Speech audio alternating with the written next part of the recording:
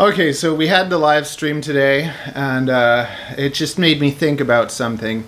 Because just to kind of put things into perspective, it kind of does bother me that to treat a gecko that costs like $50, a simple procedure would cost about $400.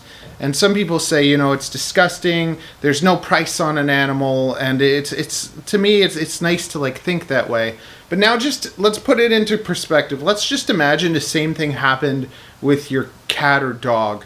Let's say you spent $1,000 on your dog and it's priceless to you and whatever. Like, would you appreciate that any time that you went to go treat your dog, it cost you 4 times what your dog cost? Then would it matter? like if every time you had to, let's say you had to get a simple procedure for your dog and it cost $4,000. If you're not ready for that or expecting that, like, it would be surprising. It'd be understandable for you to kind of like not be okay with that or like not know what to do. Yeah, it's way cheaper. $400 is a lot less than $4,000. But if you put it in perspective, like someone, let's say a simple family that barely gets by, wanted to get a cute little gecko for their kid.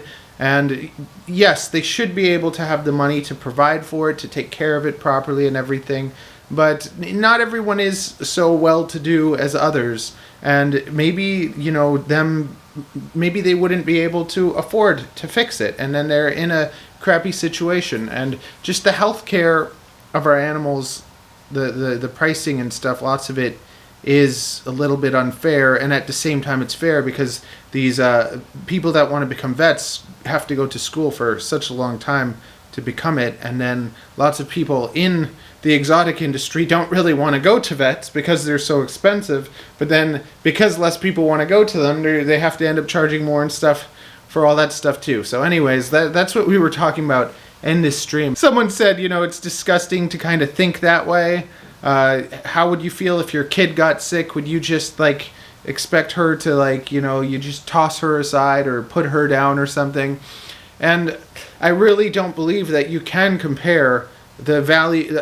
I believe that there is a difference in value in life and not in animal prices. So I don't believe that a $10,000 snake is worth more than a $100 snake. Like, in the value of their life has the same value, and I do feel that. There's no animal in my collection that has a greater value in my life than my daughter. And now let's say I had one of my snakes that's worth about $10,000, and it needs to get fixed, and it would cost me, let's say, $5,000, and I don't have the money.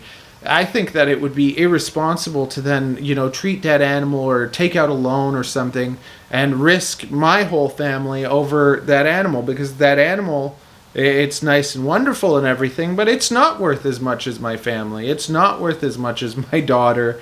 And if caring for that animal in that way could put me in a situation where I put my whole family at risk, that's irresponsible. That's like... Life can be hard enough, having, credit card debt or just debts with everyday life without, like, these extra debts. I just want to add that perspective, too, even though maybe it's not good. I don't really know, but I really don't think it's fair to compare the life of my child to the life of an animal, because some people love animals more than humans, and that's great. I love my animals. In no way do I, not care about them or not want to take care of them. I take the best care of them so that they don't get sick, and then I don't have to deal with these problems. And I really, in 10 years of keeping animals, I've lost babies, but there's only been one. Yeah, I've had one snake that basically I had to put down because it was sick, and I did take it to the vet. So in 10 years, one animal that was actually sick enough that I had to take it to the vet because I knew that it had neurological issues and it wasn't something that I could deal with. I couldn't fix it with husbandry or anything. So I did take it to the vet. And did the vet help me at all? Not at all. They weren't able to do the tests that they say they could, so they lied to me. They wasted my time, they wasted my money, and then I still had to put that animal down. So it's just... And then there was another animal that was with that snake, and it could have possibly gotten what that snake got if it was contagious, and I literally gave that snake to someone that didn't keep reptiles, and I said, yeah, you can have it, take good care of it. I don't want to put it down if I don't know if there's anything wrong with it, but if it does have what I think it does. It may have not have anything, but the other snake, what it had was something that couldn't really be treated and would have got worse and worse till it died. If it had passed that on to the other snake, it might not show up for a few years, but if it does show up in that snake has to be put down because it's something that is not treatable. It's something that you can't really fix. The snake will get worse and worse and just die anyway. So if you know an animal kind of has something like that, I don't think that it's good to just kind of keep it alive and, you know, let it be suffering for years until it dies. I think that if an animal has something that can't be cured, that's going to kill it, it would be a kind thing to kind of put it down, and it doesn't have to go through that. And some people might disagree with that, but, you know, we all have the right to feel how we do. I'm sharing my feelings with you. You can share yours with me. Yeah, but if my daughter was sick for any reason with anything that I would give my life, like, to fix her, and I would rally and try GoFundMe and raise money and, like, do anything to save my kid's life. So I really think it's unfair. I do not believe that an animal's life is worth more than a human's. I don't. I still love animals, but we have to be realistic, and those are my honest opinions. Do you believe that a leopard gecko's life is fair to compare to your child's? I don't know. Tell me in the comments below, and check out the live stream. Share your thoughts. But I'm gonna be honest, you know. It's another thing. People want to please you, and I want to please you too. I want you to be happy with me too. But if we disagree with something, that doesn't mean that you have to hate me.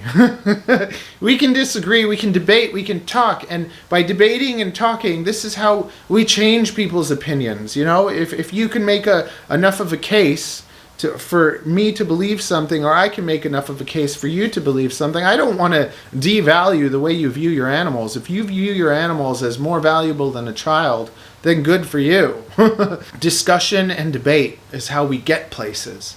It's how we change thoughts. It's how we get people to think about things. When we just say you're an idiot or nasty words and stuff to each other and belittle each other and put people down for the things that they believe, you're not making a difference. You're just causing fights, battles. You're making people dislike you. When people swear at me, it makes me look down on them. Like, it's like, okay, so you have a problem with me, but now you can't express that. You can't even explain it in a decent way. What does that say about the type of person you are? You can't control your mouth. Like, I like to talk and discuss, but if you're going to be throwing insults and swearing at me, now you've crossed a line. You know, you've disrespected another person. I come on here, I share stuff, I share my thoughts and opinions, and they could make you angry and stuff. I'm not trying to make you angry, I'm trying to make you think. And if that makes you feel that you have to express yourself that way, I don't think that's good. I'm never going to be swearing at you or calling you names because you think something different than I do. Even if I disagree with you. Let's say you're a smoker, and I think smoking is bad for you and it causes cancer. If you want to smoke, that's your problem, you know, and I don't look at you as any lower of a person for doing that. Like, it's unhealthy, but, like, it's your choice. We all have our choices. We all have our feelings and opinions. Maybe they matter, maybe they don't, but we all have them. And, like, I'm never going to be the person that tells you what you want to hear because I know you want to hear it. And I could do that. I could manipulate you, and I could act like I feel the right way. It's easy to do the right thing. But if you do something that is good because you want people to view you a good way, and it's not really you, that's lying. Like, when I go out on the streets and I cut homeless people's hair as a hairdresser, I get some attention for it, and yeah, I do it a bit for attention, and I can be honest about that, but if I did it just because I wanted that attention, like, to me, that would make me a bad person. Like, I do it because I really enjoy it. I take care of these animals, and I actually don't enjoy taking care of them that much. I don't enjoy having to clean poop for over 100 animals. I don't enjoy that.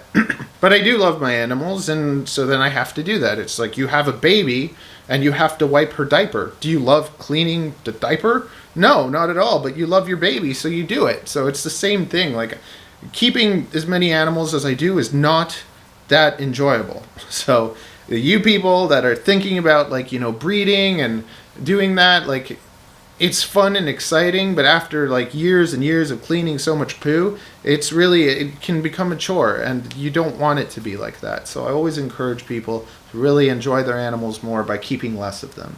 And I'm going to be doing that too, as I always keep saying. So anyways, blah, blah, blah, blah, ramble, ramble, ramble. Watch the live stream if you want, and engage, share thoughts, discuss. Wonderful.